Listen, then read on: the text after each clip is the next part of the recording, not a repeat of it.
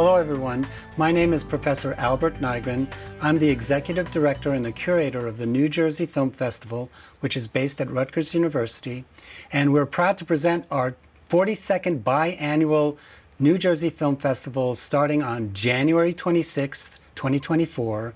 It will run on weekends through February 18th, and there'll be 43 films screened over the course of 11 programs.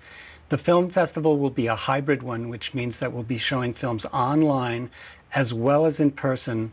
You know, with COVID, we ended up doing the screenings exclusively online, and we have people from all over the country and all over the world that saw our programs.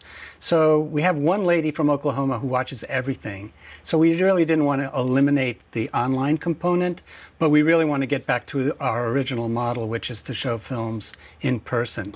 So if you buy a ticket, which is $15 for each program, you get to have access to the films online as well as in person. And we have a number of people that do both for some screenings. So today, I wanted to mention to you that we have an ongoing filmmaker interview series, and I have a wonderful filmmaker here who I've known for over 13 years, Augusta Palmer. We're going to be opening our festival with her very important film, The Blues Society, and that's going to be on Friday, January 26th. Augusta's going to be there for the in-person screening, and we'll do a Q&A session afterward.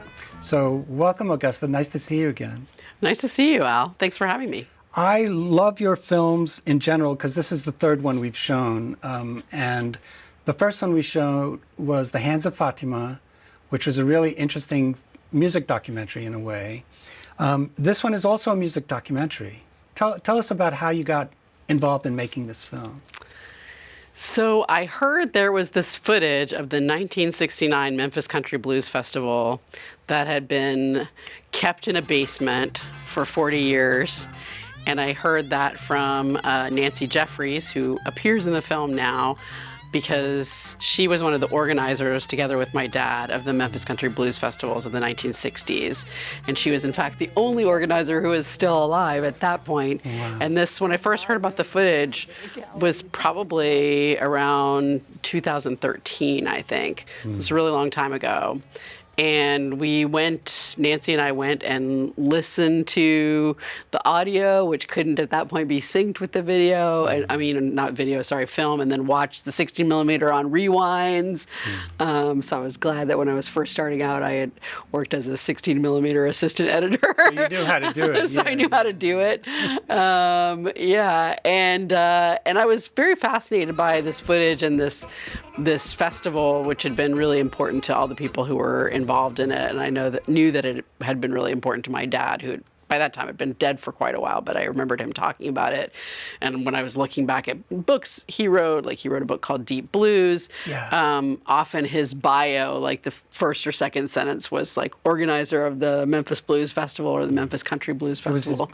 It was his baby in some ways, yeah. It was his baby, but I think it also really, I was very clear from the beginning that it was transformative for him. You know, when people look at history backwards, because he became a writer for the New York Times and had some fame as a music writer, people would kind of say, look, this festival was important because Robert Palmer was involved. Right. But he definitely felt the opposite way, like sort of he became Robert Palmer partially because he was involved in that festival. You know, I mean, he was a blues fan.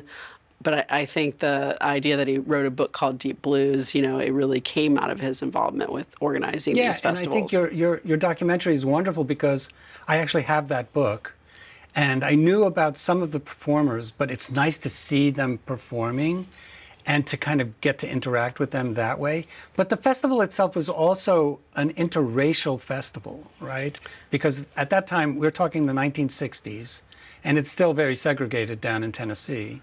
Yeah, it started in 1966, and the Overton Park Bandshell, which is where the festivals were held, the staff restrooms there were still segregated.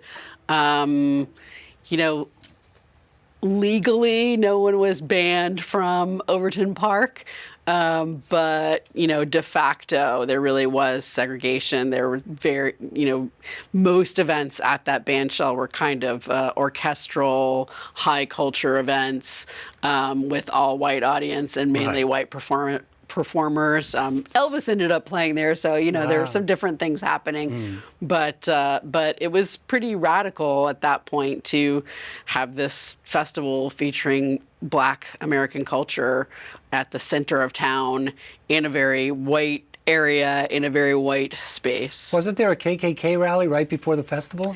Yeah, a few days before the festival, there was a KKK rally in the park. Although I will say, to the credit of the Memphis city government, they knew that they really didn't want the KKK demonstrating in their parks, and they figured out a way to not allow political groups to demonstrate in the park after that. So that was also a good thing that came out of it. Yes, exactly. I mean, these interviews go by so fast, and I have so many questions. Hopefully we can do a little bit over what we normally do, because I have these questions about your animation sequences and the flourishes that you use in your film. How did that come about? Well, it's kind of funny because I really love this animator, Kelly Gallagher. She's made quite a lot of kind of experimental animations. One I really love is called Pearl Pistols, and you can probably find that on the internet somewhere if you want to. And she does this very beautiful often cut out paper animation on glittery backgrounds. Yeah. I mean, she does some other things, but I love that glitter stuff. So very early on, I was actually asked her, could I sort of sample that work, Pearl Pistols, in this film? And she was like, I don't feel that, or could I license it? I was offering to pay as well, but she kind of felt like, that's really my work, and I don't feel super comfortable licensing it. And I totally understand that. And I was saying, well, almost all my films have involved animation. Maybe I should make a film without animation. But then as I was getting towards the end of making this film, I thought I really do want some animation to get some of this historical information across and things like that. And by that time, thankfully, I had raised some funds from the National Endowment for the Humanities and the National Endowment for the Arts, so I could pay Kelly and commission her to do it. And she's just a wonderful animator. And it definitely helps propel the narrative. It helps the film move. And, I think it's a wonderful touch. So kudos for having her on your film. She's amazing. I guess I would like to have one more question. And was it difficult to secure the archival footage? I mean, what was the legalities of that? Well, there's a lot of different archival footage in the film. But of the festival itself. But the festival itself, I was very lucky because a record label named Fat Possum Records had made their own film, which I definitely encourage people to see. That's called Memphis 69. That's just a pure, straight-up concert film from that footage, and they were willing to license the footage to me, almost as a donation, because their record label was kind of inspired by my dad. My dad worked with them as a producer in the early days, so I was really lucky and grateful to them for sharing that footage with me. And but there's something like 300 pieces of archival stuff in the film, so just much. licensing that was the way you weave it job. together is so brilliant. So thanks. Anyway, folks, you've got to come and see this film. It's our festival opener. It's on Friday, January 26th at 7 p.m. in our state-of-the-art facility, Voorhees Hall, room 105. It's a large lecture hall that's been soundproofed and graded seating, nice cushy chairs. Come to the live screening, the in-person screening at 7 p.m. on January 26th. Augusta will be there to do a Q&A with the audience. It's a special moment for us to have Augusta Palmer back to show her movies in New Jersey. So come and hang out with us. You need more information, you go to njfilmfest.com, click on current events, and then click on where it says Spring 2024 New Jersey Film Festival. Hit the red button, and all the information will pop up in front of you. Thanks so much. Thanks so much, Augusta. It's always wonderful to see you. Thanks. It's great to see you, too. Thanks for having me back.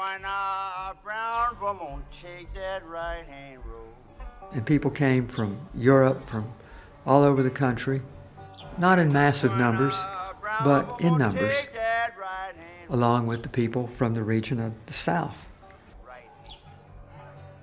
So my brother Tommy and I headed south. We drove down in this Volkswagen.